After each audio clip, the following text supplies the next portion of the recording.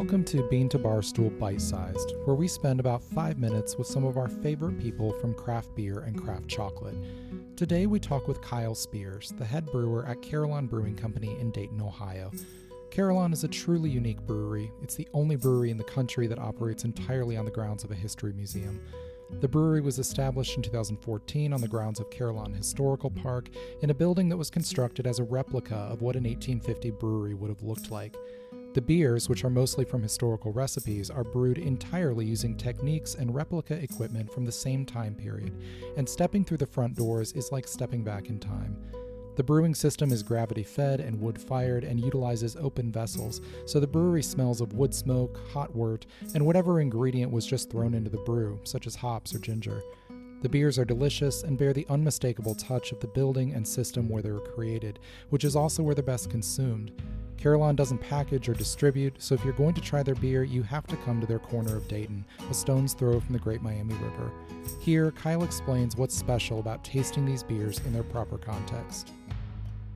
We are a museum, first and foremost, and so the entire purpose of creating the brewery was to experience these historically brewed beers within this environment that we've created for it, which really gives it a sense of kind of time period and place, and that gets totally lost if our beers are being served at a regular modern bar where the bartenders or the bar staff may not be well versed in how to describe the way our beers are made. We can also try to explain this whole system as much as we want, but unless you see it, you don't quite understand what exactly we're doing. Even people coming in here and seeing it and being in this environment, tasting our beers, sometimes have a hard time believing that we're actually making it here with the equipment that they can see. So I think the full intention of this facility was to bring people to Carillon Historical Park to be exposed to education. In our case, it's 1850s food and immigrant populations and beer, wine.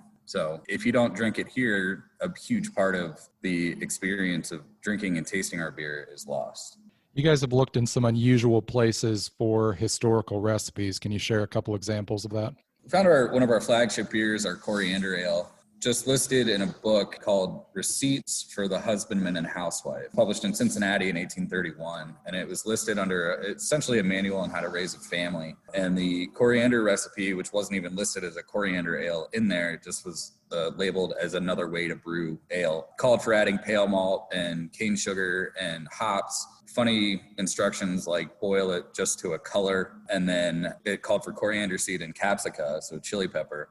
A lot of people think about history as food being bland or beer must have been bland, but they were brewing with some pretty fun ingredients, just like a lot of craft brewers are today. So we found that one there. And then after a couple years, I was reading another manual that was published in London in the year 1830. So published 1 year before this Cincinnati book. And it was listed almost verbatim in there, again, as another way to brew ale.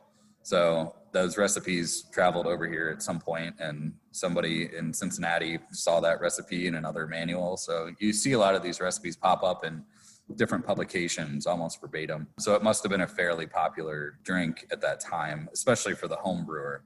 Maybe not necessarily a commercial beer recipe. The first beer recipe that I kind of reworked after I took over as head brewer was our ginger pale ale. And it was a purely seasonal beer for us. We would do it once or twice a year, but right when I reworked that recipe, it became really, really popular.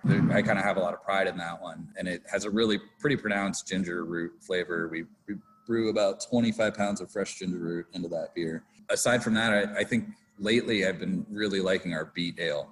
So another pretty unique offering, but it's a almost equal mix of barley, wheat, and rye, all malted. And then we house roast. We actually locally source when we can beets from Little Miami Farms in Xenia, Ohio. And Jamie Arthur there, the farmer, has been working with us for a few years to grow beets and squash, which is another one we do is squash ale fall. But this beet beer, we brew 50 pounds of locally grown beets and we roast them in our wood-fired oven and then throw them into the boil kettle. And it's fermented on German wheat yeast. So you get the kind of banana clovey thing. It's basically tastes kind of like a Hefeweizen, but with some rustic earthiness from the beets. Comes out this really bright pink color that's pretty flashy. And when people see that at a beer festival going around, or they even come in here and see it, they're usually attracted to that beer. What story are your beers telling?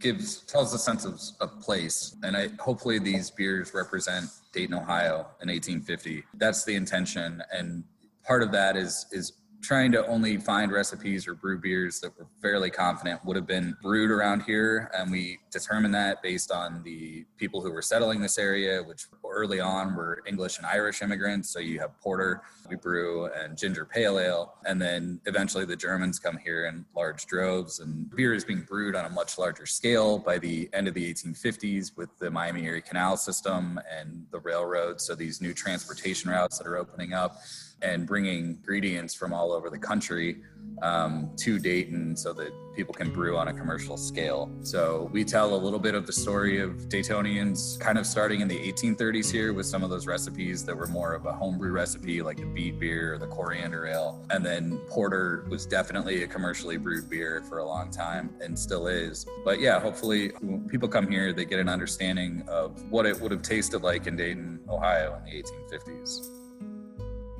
Thanks to Kyle for sharing some of his world with us. If you want to listen to the rest of my interview with Kyle and fellow Carillon brewer Dan Loro, you can go back and listen to episode 9 of Bean to Barstool. The music today was by my dear friend Anna P.S. My name is David Nilsson. Thanks for listening to Bean to Barstool Bite Sized.